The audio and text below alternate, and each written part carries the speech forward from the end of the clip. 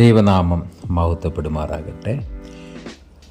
ജീവിതയാത്രയിൽ പലപ്പോഴും നിസ്സാര കാര്യങ്ങൾക്ക് നമ്മുടെ സമാധാനം നഷ്ടപ്പെട്ടു പോകുന്ന അവസ്ഥയുണ്ട്. ചില ഇടങ്ങളിൽ നമ്മൾ ചെല്ലുമ്പോൾ ചില ഭവനങ്ങളിൽ സമാധാനം നഷ്ടപ്പെട്ട അവസ്ഥ ഉണ്ടാകാം. അതുപോലെ തന്നെ ചില രാജ്യങ്ങളിൽ പലതരത്തിലുള്ള പ്രശ്നങ്ങൾ അനുഭവിക്കേണ്ടി വരാം.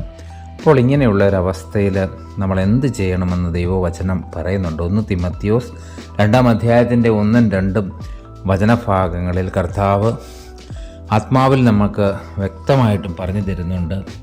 പൗലോസ്ലീഹ തിമോഥെയോസിനോട് പറയുവാണ്, അതുകൊണ്ട് നാം സർവഭക്തിയോടും മാന്യതയോടും ശാന്തവും സമാധാനവുമായ ഒരു ജീവിതം നയിക്കണമെങ്കിൽ സകല മനുഷ്യർക്കും വേണ്ടി നമ്മൾ പ്രാർത്ഥിക്കണം.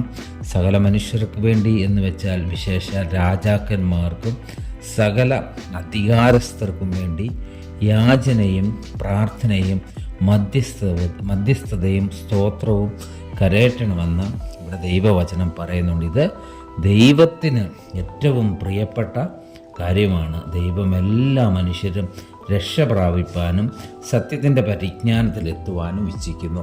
അതുകൊണ്ടാണ് നമ്മുടെ പല പ്രാർത്ഥനകളിലും മധ്യസ്ഥ പ്രാർത്ഥനയിലും എല്ലാം ഭരണാധികാരികൾക്ക് വേണ്ടിയും എല്ലാം രാജ്യത്തിന് വേണ്ടിയൊക്കെ പ്രാർത്ഥിക്കുന്നത്. ഇത് നമ്മൾ ആയിരിക്കുന്ന ഭവനത്തിന് വേണ്ടി, അതുപോലെ നമ്മുടെ ഗ്രാമത്തിനോ പട്ടണം എവിടെയാണെങ്കിലും അതിനു വേണ്ടിയും, നമ്മൾ ജോലി ചെയ്യുന്നിടത്തിന് വേണ്ടിയും അധികാരികൾക്ക് വേണ്ടിയൊക്കെയും നമ്മൾ പ്രാർത്ഥിക്കണമെന്ന് പറയുന്നത്. അതുകൊണ്ട് കർത്താവിൻ്റെ ഈ വചനം അനുസരിക്കുവാൻ ദൈവം നമ്മെ എല്ലാവരെയും സഹായിക്കട്ടെ. ആമേൻ.